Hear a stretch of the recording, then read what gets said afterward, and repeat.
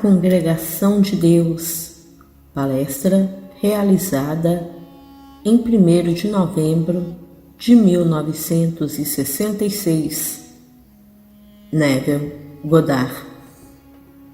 O assunto desta noite é a Congregação de Deus. A Bíblia fala da Assembleia de Deus, a reunião de Deus, a Congregação de Deus. Se eu disser a você é o corpo de Cristo e individualmente membro dele, você acreditaria? Bem, eu apenas citei a carta de Paulo aos Coríntios, participantes do mesmo corpo, participantes da promessa. 1 Coríntios 12, versículo 12. Agora, nas Escrituras, apenas um conjunto. Eles recebem 2 nomes, é excluído da Assembleia de Deus.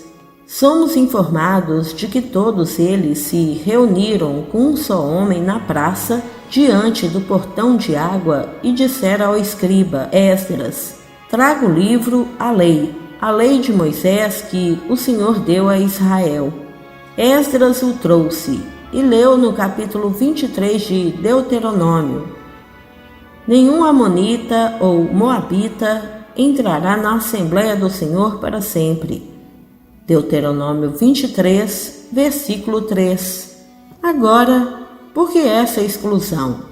Quem são os moabitas e quem são os amonitas?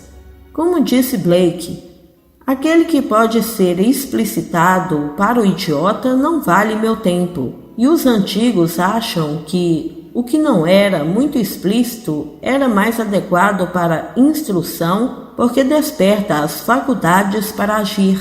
Então, você procura a palavra Moabe ou Moabita e procura a palavra Amon ou Amonita. Ela não lhe dá luz, absolutamente nenhuma.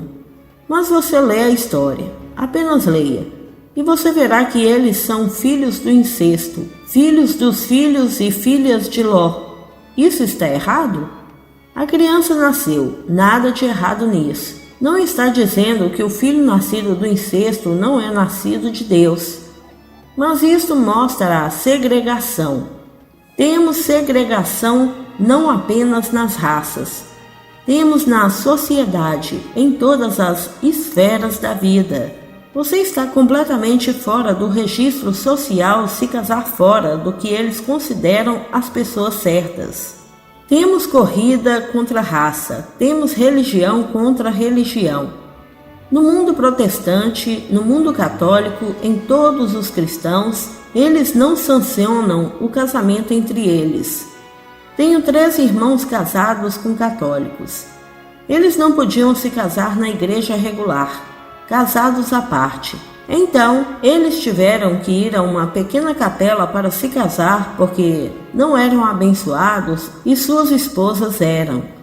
Mas eles são bons provedores e pais maravilhosos. Um gerou 5 e os outros 2 geraram 4 cada. Os filhos foram todos para a faculdade, enviados não pelas mães, que não tinham centavo para esfregar no outro, mas pelos pais que tinham dinheiro para mandá-los para a faculdade. Então aqui, eles não podiam entrar na igreja normal. Isso era um tabu. Você o encontra no mundo social, no mundo racial, em todo lugar. Eles não entrarão na Assembleia de Deus. Bem, como vou fazer se sou desse mundo? O homem é redimido pela morte de suas ilusões. Você espera, todos serão redimidos, porque eles serão colocados em situações onde essas ilusões criadas dessa maneira falsa desaparecerão. Eu assisti, tenho observado homens que odiavam certas raças, certas nações, e sua salvação veio por meio dessa raça e daquela nação. Bem aqui ele me disse, esse sujeito nascido de origem irlandesa católico. Eles vieram da Irlanda. Ele nasceu em Boston e foi criado naquele ambiente muito limitado, onde nada era certo, exceto um bom católico irlandês. Ele disse, eu odiava 2 pessoas no mundo, odiava o judeu e odiava o negro. Então veio a Segunda Guerra Mundial e eu fui sargento no Pacífico. Os japoneses nos imobilizaram. Eu não conseguia me mover. Simplesmente não conseguia. Minha empresa inteira presa. O menor movimento e as metralhadoras simplesmente nos varreram. À minha esquerda estava um judeu. Por ser judeu, dei a ele todo o trabalho sujo da empresa. Eu era católico e ele judeu. E joguei tudo o que não devia, porque ele realmente não era digno daquele tratamento. Então, ele me disse que quando estávamos presos no chão, ele disse: "Sargento, você tem uma granada?" Eu disse sim. Ele disse: "Deixe-me ficar com eles." Então ele disse: "Eu soltei um par e o próprio movimento causou um incêndio." Ele estendeu a mão e os pegou. Então ele pulou como um relâmpago e jogou. Os alfinetes foram puxados. Jogou-os direto naquele ninho e explodiu todo o ninho. Ele foi ferido, gravemente ferido, mas salvou a empresa. Daquele dia em diante, não importava quem ele fosse. Se ele fosse um judeu, ele era o melhor no meu mundo. Essa ilusão morreu quando vi a bravura de um homem.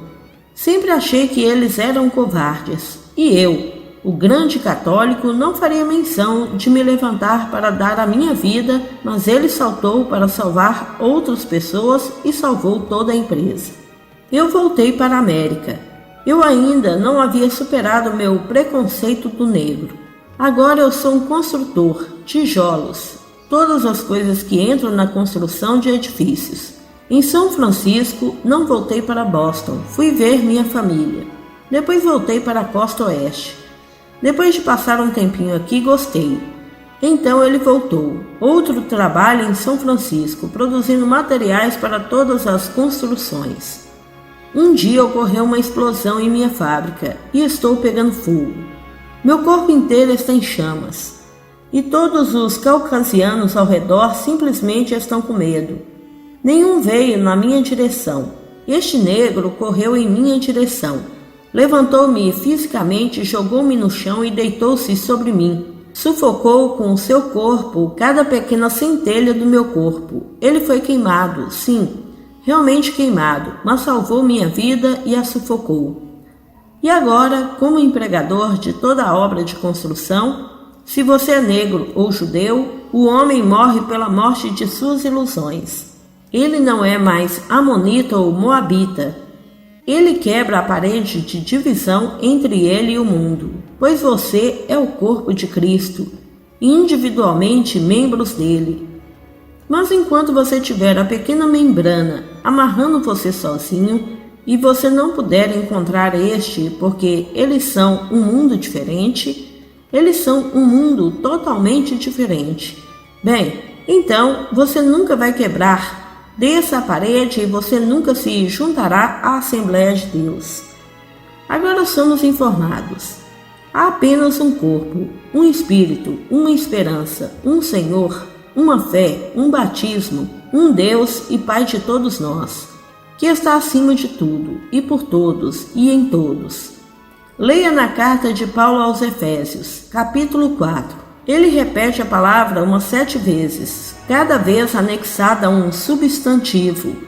Um corpo, um espírito, uma esperança, um Senhor, uma fé, um batismo, um Deus e Pai de todos nós, que está acima de tudo, por todos e em todos, até que se veja a unidade de tudo. Deixe-nos agora ilustrar isso com uma carta que me veio na semana passada. Ela disse: na noite de 18 de outubro, você falou sobre o novo homem, a quebra da parede divisória entre dois e os dois tornando-se um novo homem. Eu não posso te dizer o que isso fez comigo. Isso mexeu com algo em mim. E é tudo o que você fala, mas essa noite em particular mexeu com alguma coisa. A coisa toda simplesmente me galvanizou. Então, voltei para o que chamo de meus registros. Ela escreve todos os seus sonhos. A maioria deles é feita inconscientemente. Ela escreve sem saber o que escreveu até o dia seguinte. Ela teve um sonho estranho. Houve uma explosão terrível. Ela pensou que uma bomba tivesse caído e sentiu suas orelhas furadas. Então, ela permaneceu quieta e quando todas as coisas pareciam bem, então ela se mexeu. A partir de então, disse ela, o piercing na orelha e a explosão de dentro, porque não era de fora, toda aquela explosão aconteceu dentro de mim. Comecei a ter uma comunhão mais clara com Deus. Não é mais como um sonho, é como conversar e fazer perguntas a Ele.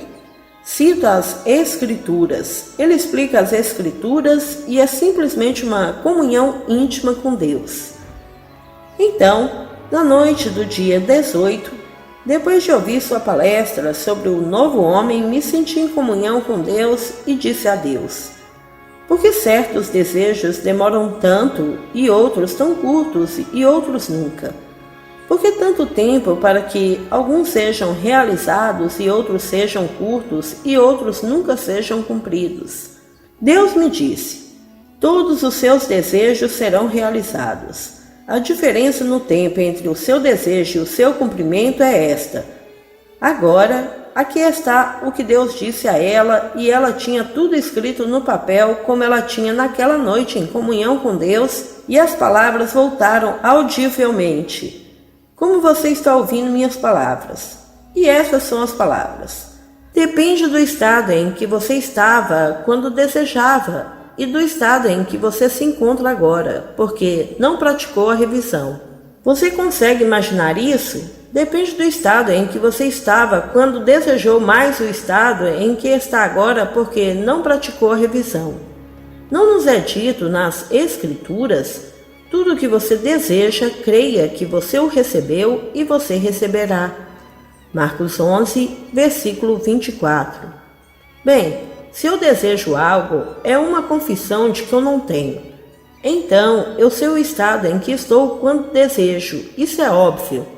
Mas agora devo passar do estado do desejo para o estado em que o desejo foi concedido. E isso traz um estado chamado revisão. Devo revisá-lo. Como eu me sentiria se fosse verdade? Bem, então eu presumo esse sentimento. Então passei do estado em que desejava para o estado de realização. Isso encurta o intervalo.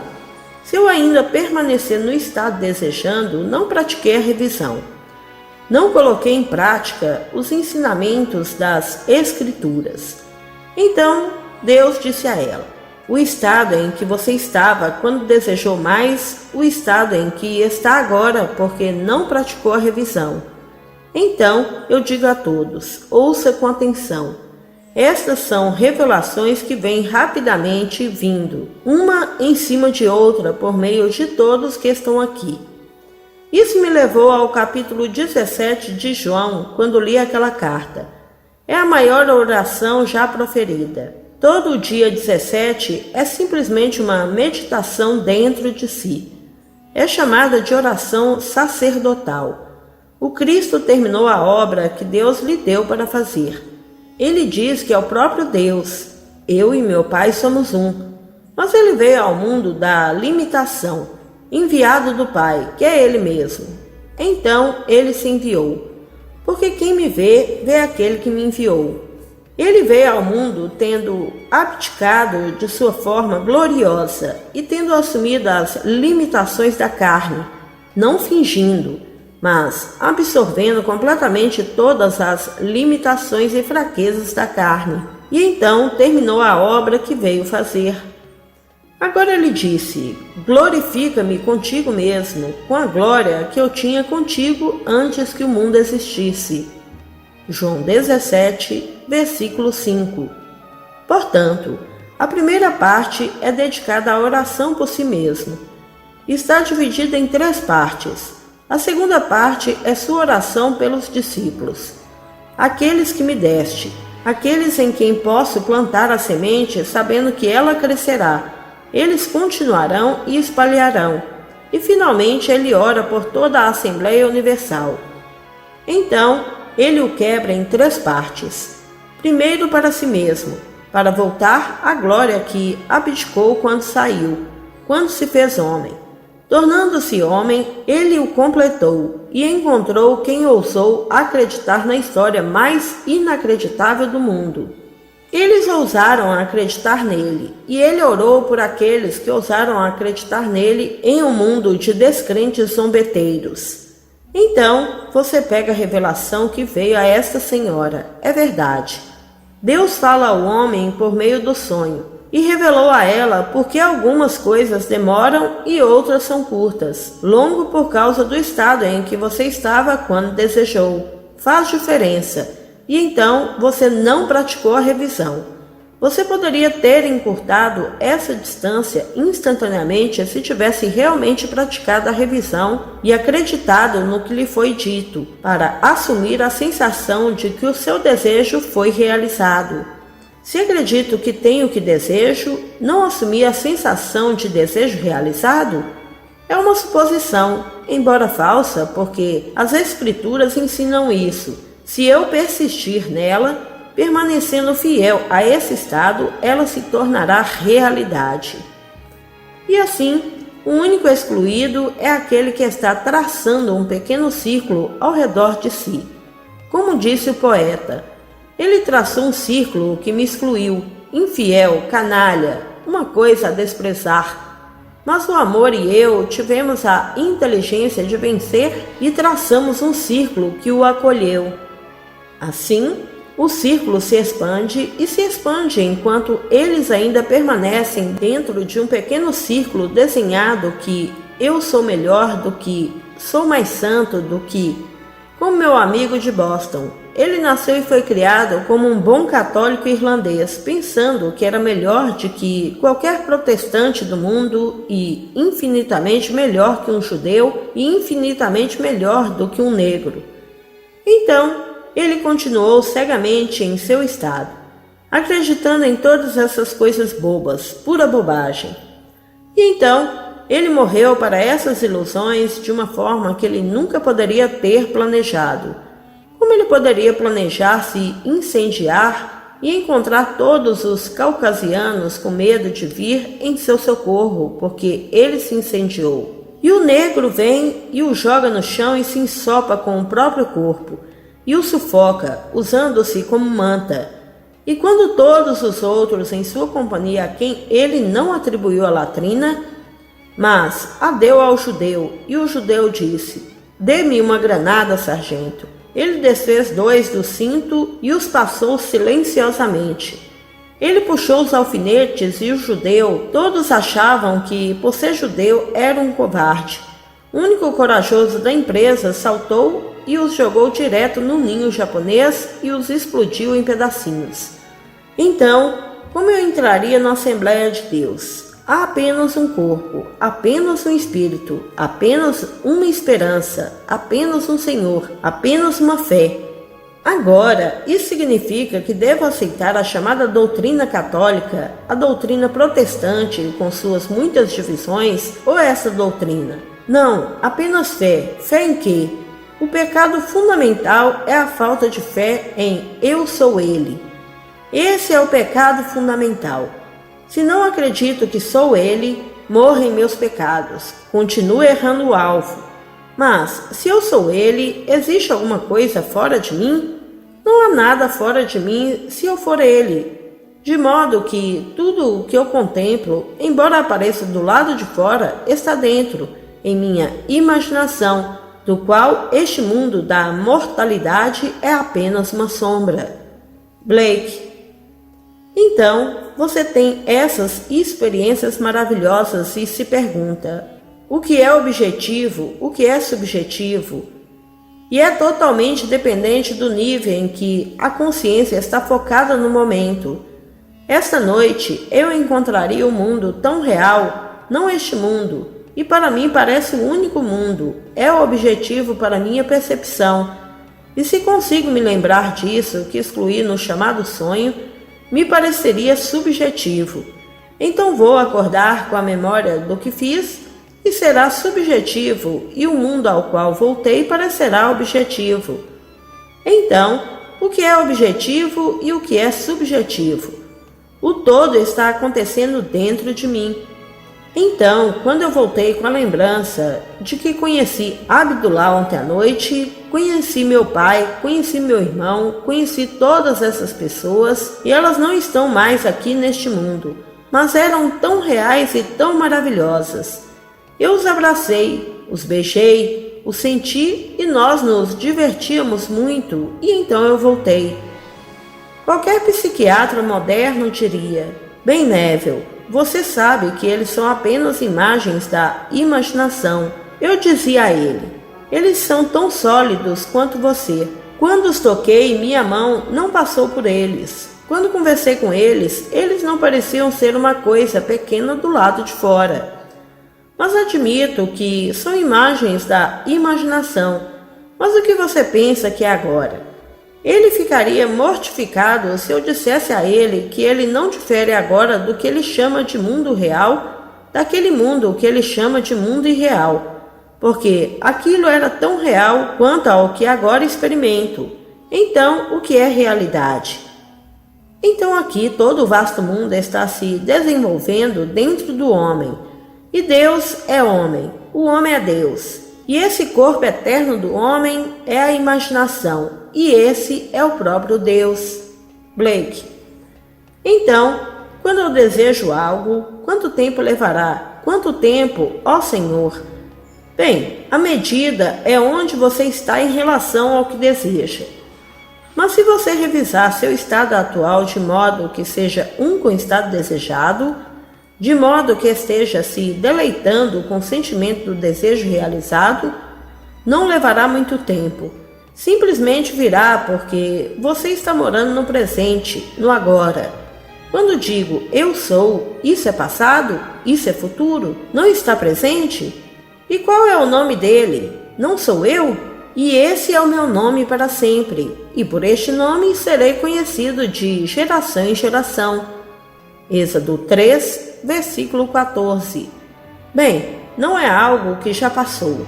Eu não disse que era, ou serei, eu disse que sou. Esse é o meu nome para sempre. O homem deseja, embora a razão lhe diga que é impossível ou vai demorar, o tempo só é medido por esta revelação à minha amiga, por revisão. Até que ponto você revisou seu estado atual?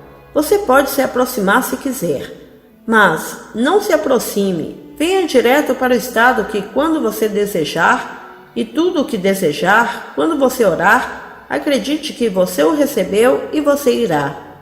Então, como eu poderia alcançar algo que já possuo? Como posso perseguir a meta que alcancei?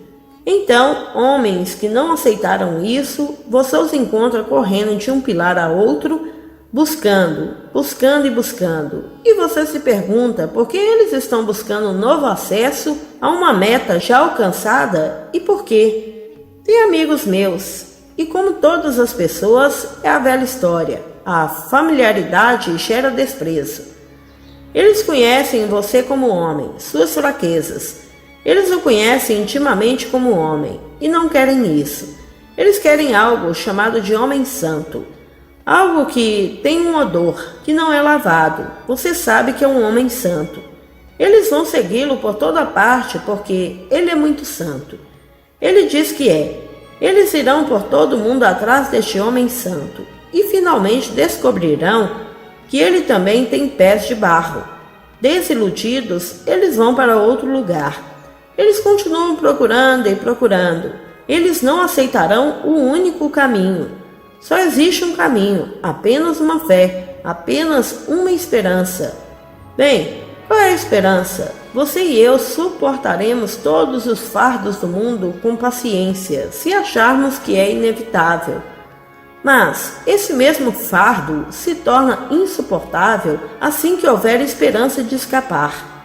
E então, você e eu recebemos a esperança de escapar de todo o fardo do mundo por meio dos ensinamentos de Cristo. No minuto em que houver esperança de escapar dessa restrição, então, seja qual for essa restrição, ela se tornará para mim intolerável. Não aguento mais. Mas embora achasse que era inevitável e não havia como escapar, suportei pacientemente. E esse é o mundo. Então, você dá esperança a um homem, apenas uma esperança.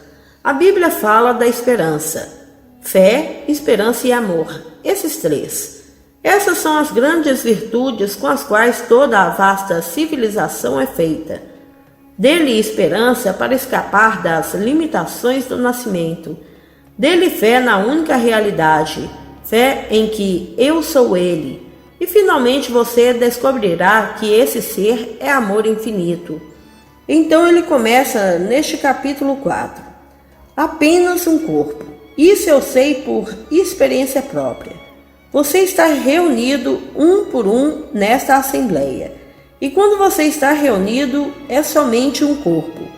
Você entra no corpo e, como Paulo afirma no capítulo 12 de Coríntios, você é o corpo de Cristo. Você é, quando você é trazido e montado no corpo de Cristo, apenas um corpo, um espírito. Porque aquele que está unido ao Senhor torna-se um espírito com Ele. Apenas uma esperança que atende à lei de Deus interpretada pelo Cristo ressuscitado. Você já ouviu dizer que você não deve cometer fulano de tal, mas eu digo a você, quando você faz isso, apenas em sua mente você o faz. Mateus 5, versículo 27. Você cometeu o ato no minuto em que teve o impulso de fazê-lo. Portanto, contenção física não significa nada. Você fez isso, portanto, a coisa toda agora deve ser psicológica. Todo o drama da vida deve ser totalmente imaginal.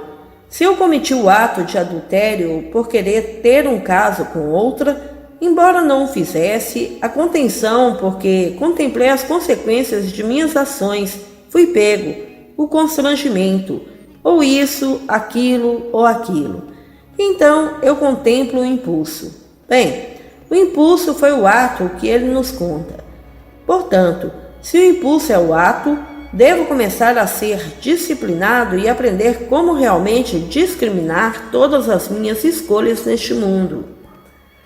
Então aqui eu sei que poderia simplesmente fazer isso, simplesmente encurtando o intervalo entre desejar e assumir que é feito exatamente como se fosse.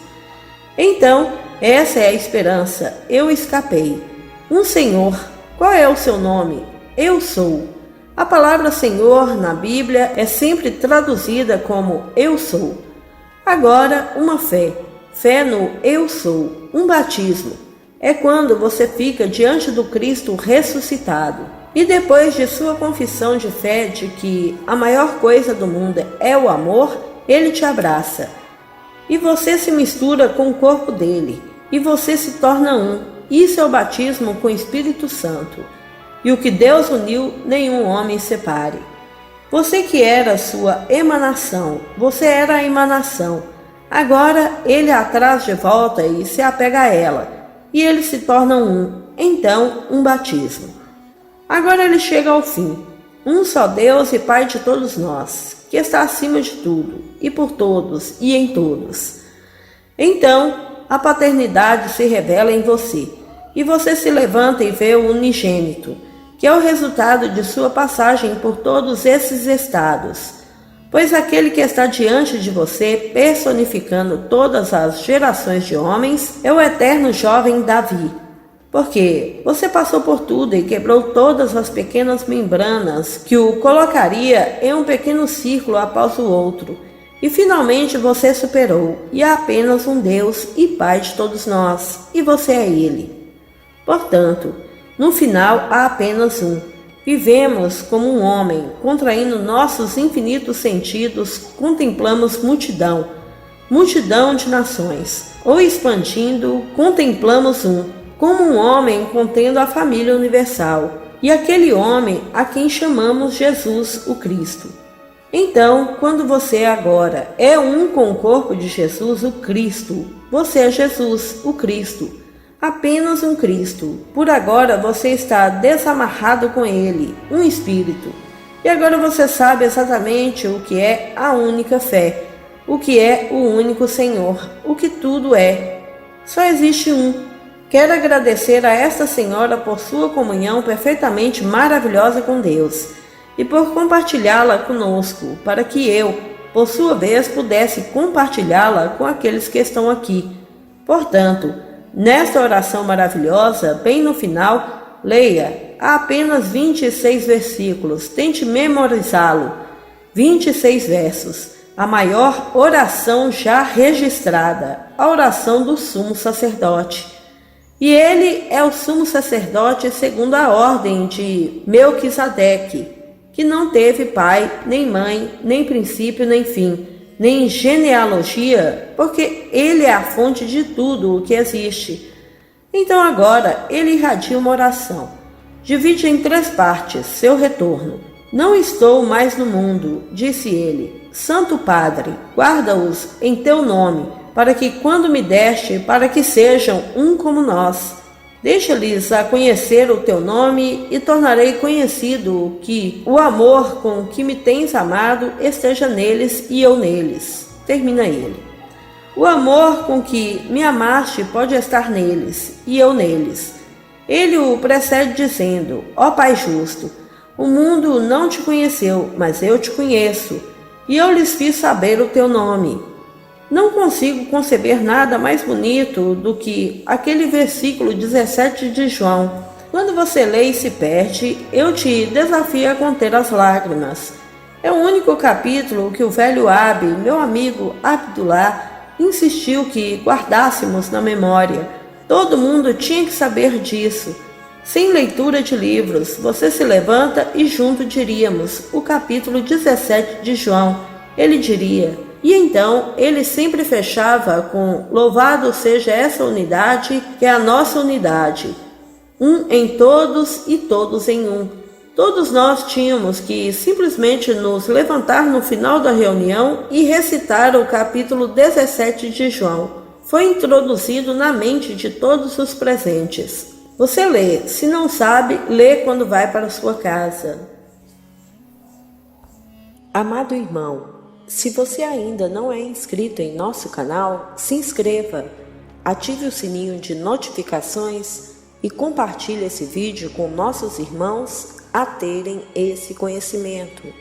Sugiro a todos que adquirem os 7 livros em um de Neville Goddard, para que possam se aprofundar verdadeiramente nesses conhecimentos. Devemos ter esse livro juntamente com a nossa Bíblia cristã. Esse livro tem toda a informação que todos necessitam para compreender a Bíblia. Clique no link abaixo, na descrição desse vídeo, e adquira agora o livro impresso O Despertar da Consciência, ou poderão adquirir os 7 e-books digitais ou mesmo adquirir o pacote completo que está com um valor sensacional. Adquira agora para que possa ter o discernimento que tanto almeja, passo a passo nos 7 livros. Muita paz e luz a todos. Namastê.